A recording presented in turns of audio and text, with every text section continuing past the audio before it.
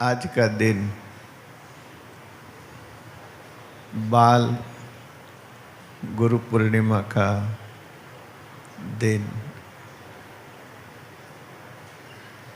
इस दिन के रूप में मनाया जा रहा है। आपने विविध रूप से संतों का भाव पूजन किया। हर चीज में आपका भाव था, आपकी स्किल थी। अच्छे प्रोजेक्ट बनाए।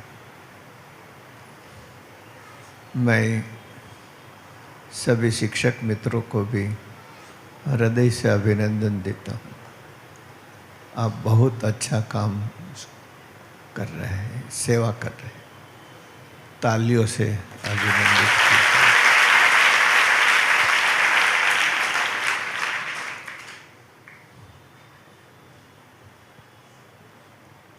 इन छात्रों में जब हम क्रिएटिविटी देखते हैं तो दिल प्रसन्न होता है। भारतवर्ष के लाखों लाखों छात्र क्रिएटिव है, रिसर्च कर रहे हैं, संशोधन करके आज भारतवर्ष को समृद्ध कर रहे हैं। वो शेर जैसे हैं और भारतवर्ष की आवाज आज विश्व में गूंजती है। लाखों छात्रों की शक्ति से गूंजती है। ये लायन है।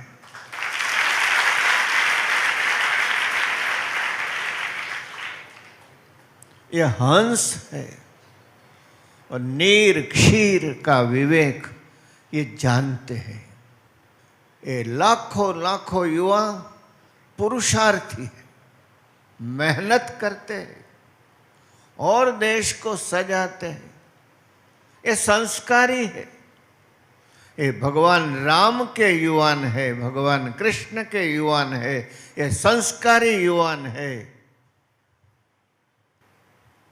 ये परंपरा से भ्रष्ट युवान नहीं है।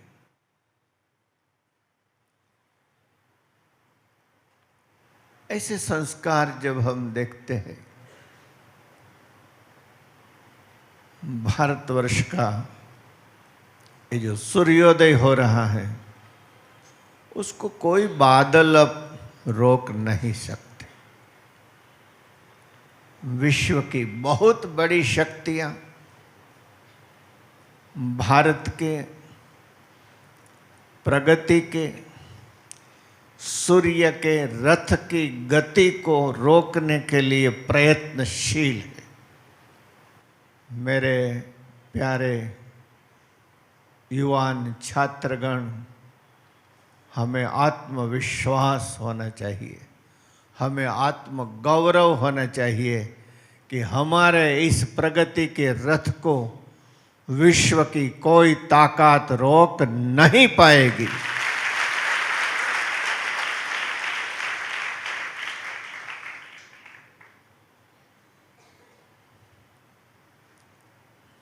भारत ज्ञान का देश है, इसलिए तो इसको भारत कहा जाता है। यहाँ ज्ञान पूजा जाता है।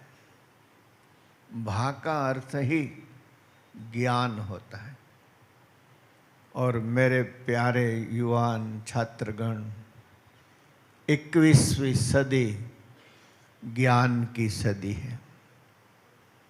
शारीरिक बल की नहीं है, दिमाग की सदी है। हर क्षेत्र में आज ज्ञान का प्रभाव है, हर क्षेत्र में।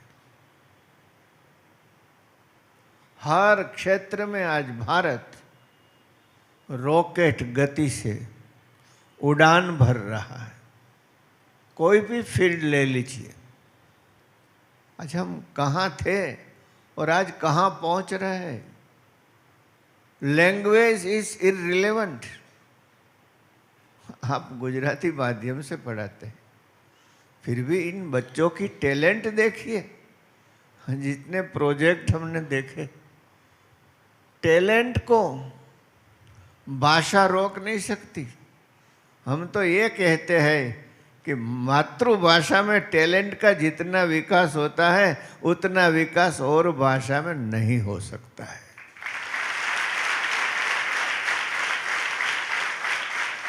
इसका मतलब ये नहीं है कि हम दूसरी भाषाएं न सीखें। ग्लोबल लेवल पे जाना है तो भाषा ही सीखना है, लेकिन मातृभाषा मातृभाषा होती है। तो आप इन बच्चों की टैलेंट को विकसित करने में बहुत बड़ी सेवा कर रहे हैं। तो हर क्षेत्र में आज भारत, एक दिन हमारा स्पेस साइंस, उनके इंस्ट्रूमेंट्स बैलगाड़ी में लिया जाता था एक स्थान से दूसरे स्थान पर। आज हमारे लॉन्चिंग पैड एक साथ 40 से ज़्यादा सैटेलाइट्स को ऑर्बिट में स्थापित कर देते हैं। यह भारत की सिद्धि है। आज हमारा स्पेस सेक्टर बहुत बड़ा उद्योग बन गया है। एक दिन हम वेपन्स आयात करते थे और आज निकास हो रहा है। यह भारत की सिद्धि है। एक दिन हम इतना बड़ा देश खाद्यान्न की आयात करते थे, वो भी निकम्मा, दरिया में जो लोग डाल देते थे, ऐसे निकम्मा अन्न यहाँ भेजते थे। और आज भारत दूसरे देशों को खाद्यान्न दे रहा है। ये भारत की बात है।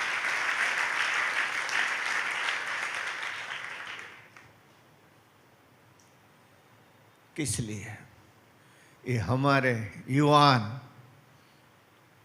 लाखों लाखों युवानों ने जो परिश्रम किया है, इसका परिणाम है। ये आलसी लोगों से नहीं हुआ है, परिश्रमी लोगों से हुआ है। और ये देश संस्कारों का देश है। आपकी वाणी, आपका वर्तन, आप कैसे हैं वो दर्शाते हैं। सज्जन मानस बोले या न बोले, और नाप जाते हैं कि आप कैसे हैं।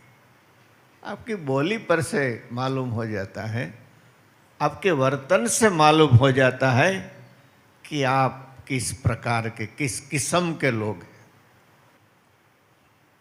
भारत ऋषि मुनियों का देश, यहाँ संस्कारों का साम्राज्य है। यहाँ स्वच्छंदी लोगों का कभी नहीं चलेगा। तो प्यारे युवान छात्रगण, गुरु पूर्णिमा का दिन है। हमें समृद्ध भी होना है और हमें संस्कारी भी रहना है। आज हमारे प्रधानमंत्री श्री रात दिन परिश्रम करते हैं।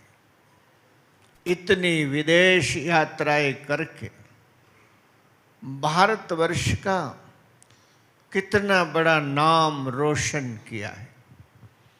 कितनी बड़ी बिजनेस संधि उन्होंने कई देशों के साथ की। कितनी मुश्किलों के बावजूद आज वो देश को चला रहे, तो कम से कम हम उनका अनुमोदन करें, तालियों से उनको बधाई दें कि भारत को एक दीर्घदृष्टा नेतृत्व मिला है। हाँ, कहीं गलतियां होती हैं, किसी को अन्याय नहीं होना चाहिए, उसके उपाय भी हो रहे हैं, लेकिन प्यारे मित्रों, हमें हमारी संस्कारिता नहीं छोड़नी है,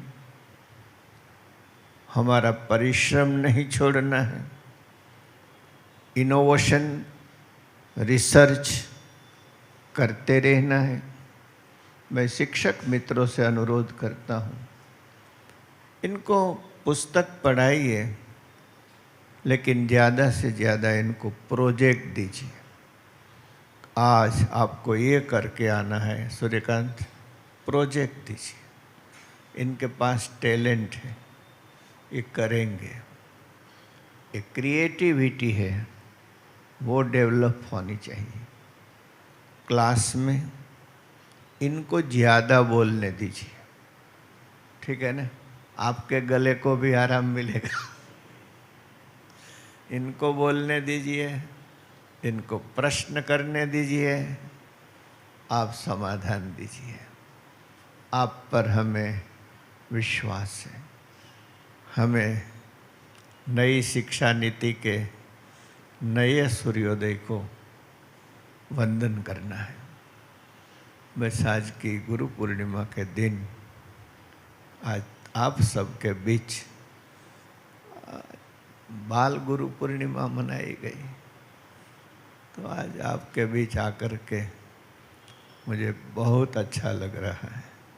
वैसे तो जब भी मेमनगर आता हूँ, मेरी विदेश यात्राओं की पूरी थकान कहीं दूर चली जाती है।